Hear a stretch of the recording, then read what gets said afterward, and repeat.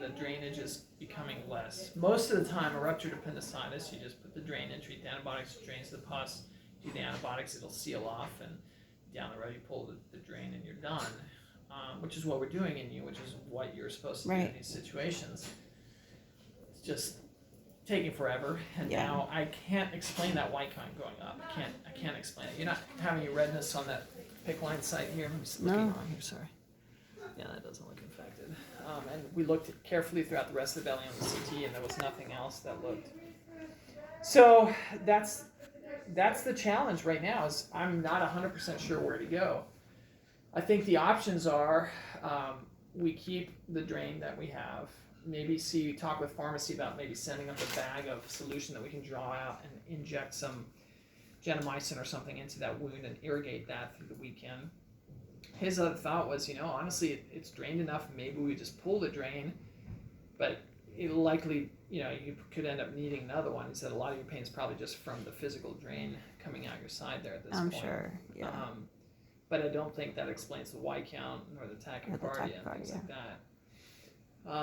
So, obviously, option one is keeping the drain, but doing just antibiotic flushes through the weekend. Option two would be for him to go down and try to upsize this just to the next size up. It's a couple millimeters bigger just to aid that. He's like, I'll do it if you want me to, but I really don't know that it's going to do much different over what this one already is. I said, well, she is leaking a little pus around it.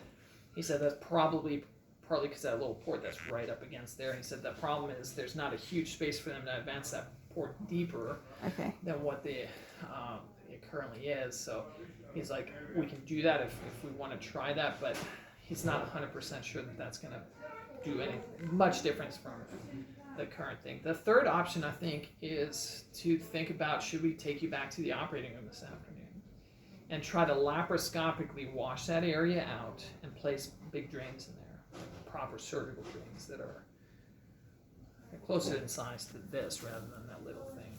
Yeah. For sure that'll drain any remaining pus better. We can wash with antibiotic solution while we're in there.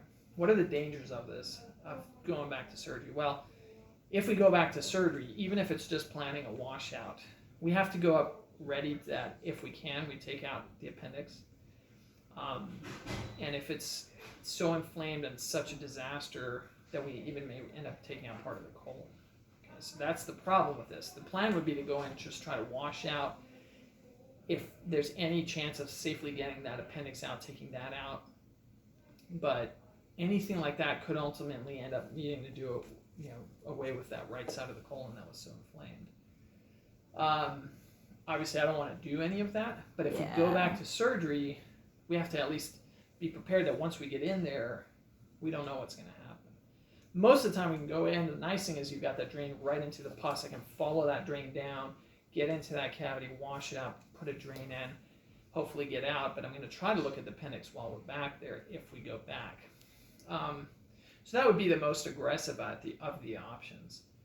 And that's a big deal. Like it's big, yeah. Like how much of my colon could I lose? Well, if we had to go full open surgery, because here's what I don't think we're going to be able to do is a standard appendectomy, because the base of the cecum where that appendix was coming off of is still looks a little inflamed on the CT, so I think there's still some active colitis in that area. And so it's probably not going to be, although he said there's an area of the appendix just a little bit down that looked kind of normal. So we could do it like a partial amputation of the appendix, leave the base, but take out potentially the tip that's ruptured. So that would be kind of something I'd be okay with if we could do that safely. So obviously the surgery is the most aggressive option, but it's something we need to at least think about because you've been here now, 3 weeks, 2 weeks? 22 days. Yeah, 3 weeks. So, and it's not getting, I can't explain right now why it's not getting better. Ideally, this drain is all we needed and we're done, but we've done that and you're still lingering.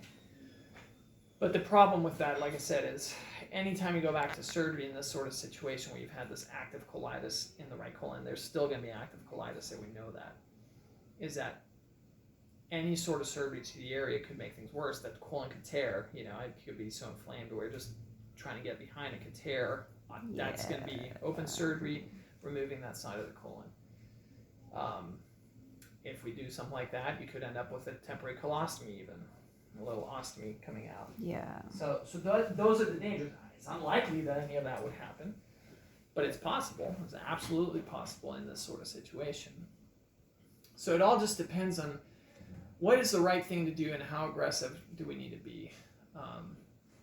And that's the challenge that we have ahead of us right here. So